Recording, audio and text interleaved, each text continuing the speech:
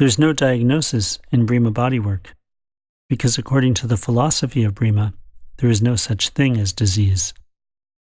In the absence of vitality, we experience illness. So the emphasis is on vitality. In the same way, there is no darkness. In the absence of light, we experience darkness. Darkness has no substance of its own, but light has its own substance. Vitality has its own substance.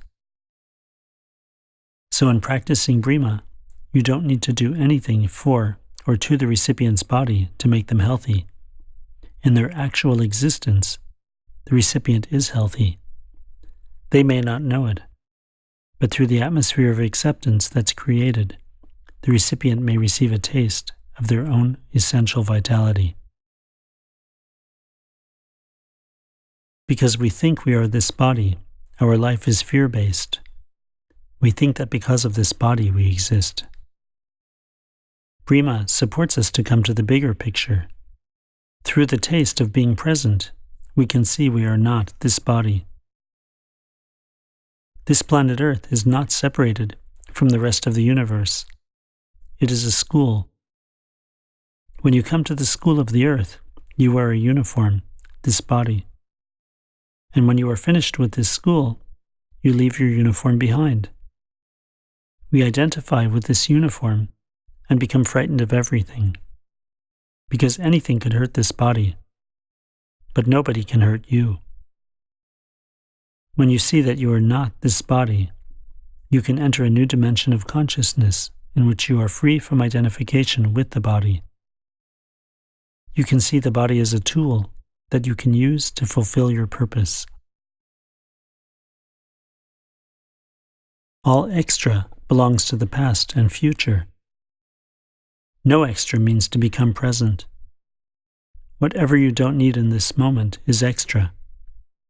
However much of that you can leave behind is in the right direction.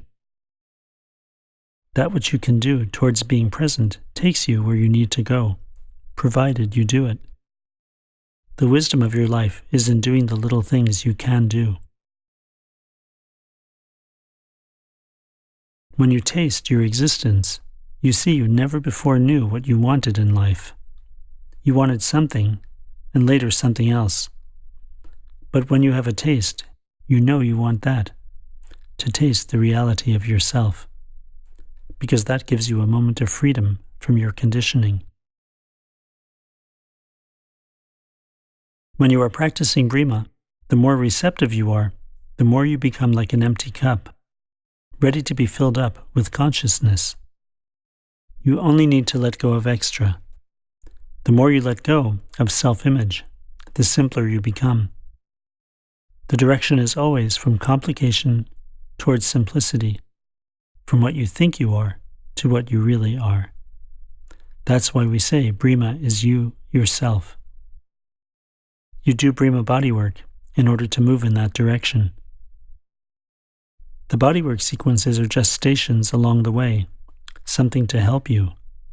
Once you know them well, you don't need to focus on them. When you really know something, you don't have to hold it in your memory, because it becomes a part of you. Your own existence is also like that. When you really get a taste of it, and you come to that taste enough, you are not worried about who you are or what you are. You know you are part of one unified existence.